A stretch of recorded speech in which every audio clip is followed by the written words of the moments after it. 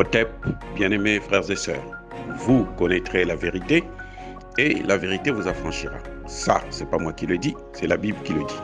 Mais moi, je vous dis mieux.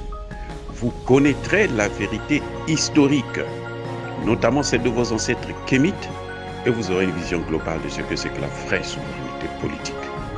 J'ajoute, vous reviendrez à la spiritualité africaine ancestrale et vous comprendrez les enjeux de l'indépendance économique. Et pour terminer, vous accepterez votre identité culturelle kémite et vous obtiendrez deux choses. La première, c'est la paix. La seconde, c'est le développement, à une condition. L'unité de toute l'Afrique noire, l'unité de tous les Noirs du monde entier.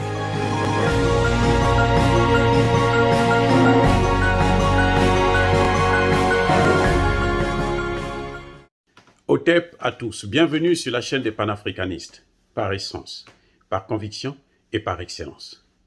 Celle des citoyens kémites par nécessité et obligation de combat. Nous sommes une chaîne qui n'est guidée que par nos ancêtres, et rien que par les ancêtres qui appartiennent à l'égrégore du monde noir. Par conséquent, nous ne croyons en aucun Dieu venu de l'étranger. Toutefois, cette vidéo n'est aucunement destinée à inciter à la haine ou à la violence, car nous menons un combat politique, géopolitique et géostratégique contre l'impérialisme, le colonialisme, le néocolonialisme et l'endocoloniat, sur la base du principe fondamental qui nous a été légué par nos ancêtres, qui est celui de la Mahat, c'est-à-dire vérité et justice. Nous vous disons la vérité afin que justice soit rendue à l'Afrique. C'est donc notre modeste contribution à cette noble lutte en faveur de la souveraineté, la dignité et l'unité africaine. Et ça, c'est le panafricanisme. Alors, bien-aimés frères et sœurs, aujourd'hui, je veux vous parler des aventures du président Macky Sall. C'est une erreur diplomatique de sa part de se mêler d'un conflit comme celui de la Russie et l'Ukraine.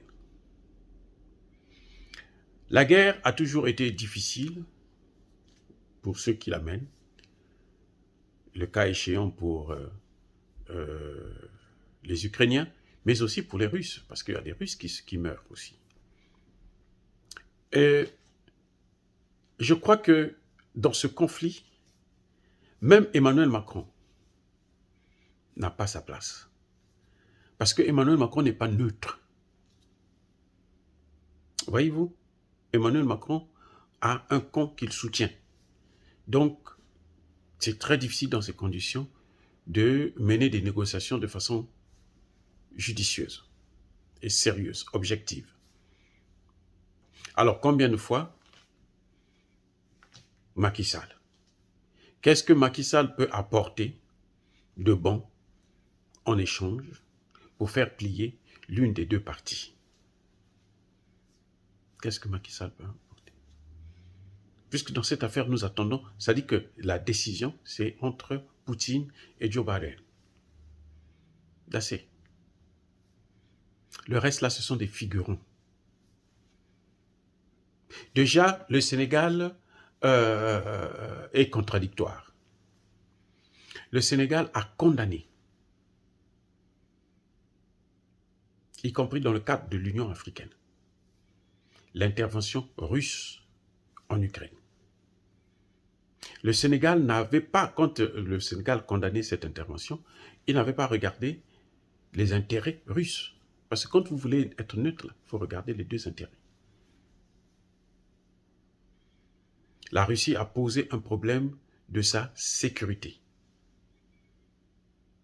Je ne veux pas dire que c'est la Russie qui a raison ou qui a tort, mais je dis tout simplement que la Russie a posé ce problème et que les autres puissances, notamment l'OTAN, les États-Unis, devraient tenir compte de cette revendication.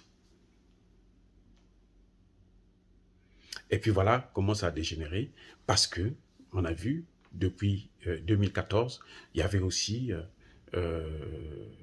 des crimes qui étaient commis dans le Donbass par l'armée ukrainienne. Et là-bas, la majorité, ce sont des Russes. Donc, c'est plus compliqué que ça. C'est pas aussi simpliste comme le fait le président Macky Sall, qui un coup condamne l'intervention et quand il s'agit du vote aux Nations Unies, dit que bon, il vote, il devient neutre. Et nous savons qu'en politique, la neutralité, c'est une façon de dire je soutiens. Donc les pays africains qui ont voté neutre dans cette crise, en fait, soutiennent la Russie. Ceux qui ne sont pas venus voter aussi participent du côté de la Russie. C'est pour ça que nous avons 26 contre 28. C'est une différence seulement de 2 pays. Il y a même un pays, l'Érythrée, qui a eu le courage carrément de dire « je soutiens la Russie ». Donc, je crois que Macky Sall ferait mieux de s'occuper du dossier de la Casamance, de s'occuper, se préparer pour quitter le pouvoir, parce qu'il est déjà à son 2e mandat. J'estime qu'il ne va pas solliciter un 3e mandat, comme a fait Alassane Ouattara ou Alpha Condé. C'est mieux pour lui de garder la neutralité. S'il appelle, il aurait pu appeler Poutine pour lui demander comment il peut faire pour aider les pays africains dans le cadre de leur sécurité. Parce que ce qui va arriver là, lorsqu'ils vont terminer là, ça va descendre en Afrique. Ce que Macky Sall oublie, c'est que quand on dit que les Africains aussi vont payer les conséquences, c'est parce que nous dépendons de la France. Même pour ce qui concerne les produits qui viennent de Russie. Et ça, c'est une erreur. Bien-aimés frères et sœurs, Macky Sall devrait s'occuper. Il y a beaucoup de problèmes en Afrique. Le problème de monnaie, nous n'avons pas de monnaie. Aujourd'hui, si nous avons un problème grave avec la France, il suffit que la France bloque les finances.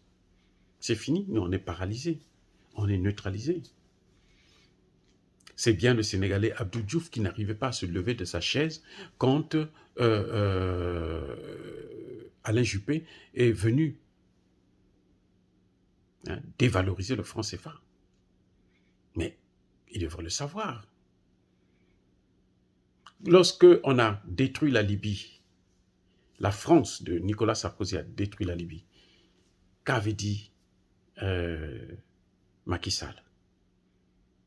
Est-ce que Macky Sall avait soutenu, avait appelé Sarkozy pour lui demander « Non, mais écoutez, ce n'est pas sérieux ce que vous êtes en train de faire ».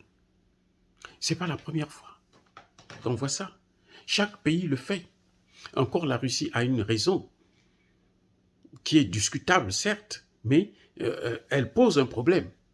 Mais les autres pays, comme par exemple les États-Unis sont allés en Irak, il n'y a pas eu de négociation, on n'a pas posé des questions, cherché à savoir. Ils ont menti d'ailleurs. Lorsqu'ils sont allés détruire, disloquer la Yougoslavie pour créer le Kosovo, où était Macky Sall? Qu'avait-il dit? Quelle a été la position du Sénégal? Parce que j'ai entendu la ministre sénégalaise des Affaires étrangères dire que nous avons une jurisprudence dans ce domaine de la paix et autres. Mais qu'est-ce qu'ils ont fait lorsqu'on détruisait la Yougoslavie? Ça, c'est en 99. Mais avant ça, l'armée croate est allée bousiller une bonne partie de la Serbie. Ce n'est pas la première fois qu'on voit ça. Que dit Macky Sall dans la situation du Yémen? Que dit Macky Sall en Syrie?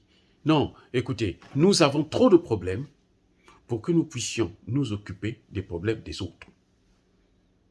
Parce qu'avant de balayer devant la cour de l'autre, balaye d'abord devant ta propre cour.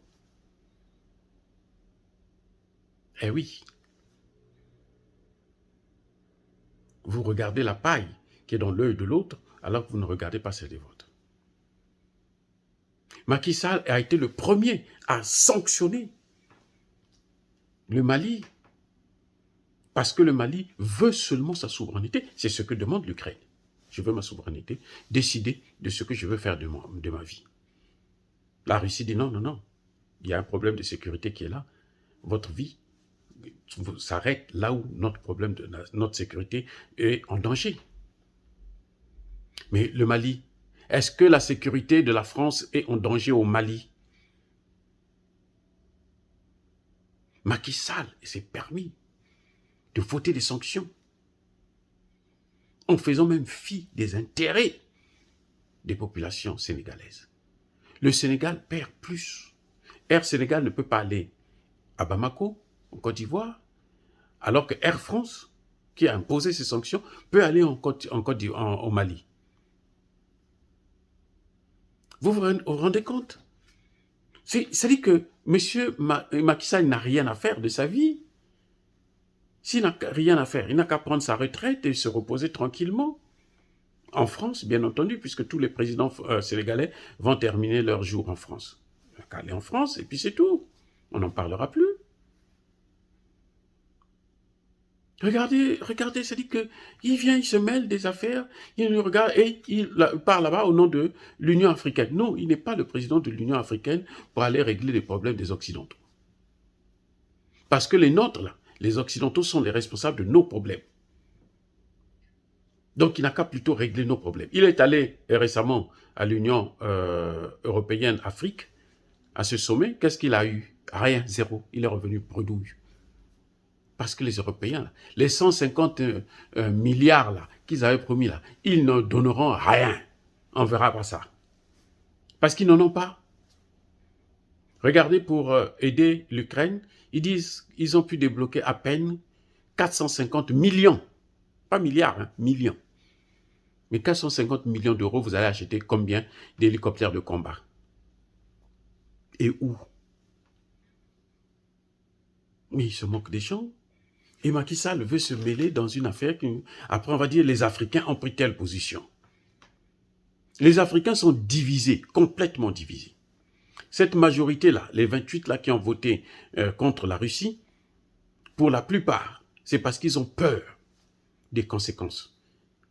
Et oui, c'est pour ça d'ailleurs qu'on se dit, mais on n'a pas besoin d'une place au Conseil de sécurité parce que ça va être une voix qui sera là seulement à faire ce que l'Occident leur demande de faire. On n'a pas besoin de ça. Ce qu'il faut, c'est réformer complètement toute l'institution, faire partir celle-là et puis créer une autre institution. Eh oui, celle-ci là, c'est fini. Elle ne pourra plus jouer son rôle parce qu'elle a une position, elle soutient l'Occident et c'est clair qu'elle n'apporte rien à l'autre partie qui ne cédera pas. Que Macky Sall s'occupe de ses problèmes, que Macky Sall s'occupe des problèmes africains. Jusque-là, il n'a jamais résolu un seul problème africain. Ça, c'est son deuxième mandat. On ne connaît pas quel est le problème. Au contraire, il le crée. On a vu, par exemple, dans les sanctions contre le Mali. Alors que Alassane Ouattara a pris un troisième mandat, devant lui, c'est aussi un coup d'État institutionnel. Macky Sall n'a pas branché, il n'a pas parlé, il s'est tu. Non, nos dirigeants doivent apprendre à se calmer et à faire ce qui est dans le cadre de leur responsabilité. Je ne sais pas si c'est Emmanuel Macron qui lui a demandé de faire ce coup de fil, mais Poutine a été très poli. Parce que, croyez-moi, si Poutine veut envahir le Mali, là, il ne prendra pas autant de temps qu'il est en train de prendre en Ukraine. En Ukraine, c'est parce que aussi on sait qu'il y a beaucoup de Russes et Poutine ne veut pas faire beaucoup de mal. Et ça, c'est l'affaire des Européens et des Américains. Nous avons nos problèmes à nous, des problèmes de souveraineté déjà, des problèmes de gestion de nos matières premières, des problèmes de partenariat avec les Européens, là, déjà, où nous sommes toujours les perdants, alors que la Russie nous propose mieux. Donc, de grâce, Monsieur Macky Sall, tranquillisez-vous. Ça ne va pas vous élever, ça. Ce n'est pas ça qui fera que vous aurez un troisième mandat. Si vous estimez avoir un troisième mandat, ce n'est pas la bonne manière. Dire ça, c'est inciter à la haine ou à la violence, je ne pense pas. Non. Mais en tout cas, j'assume mes propos. Je persiste et je signe. Nous sommes une force tranquille. Ya Bakolerve, ya Malembe, j'ai dit.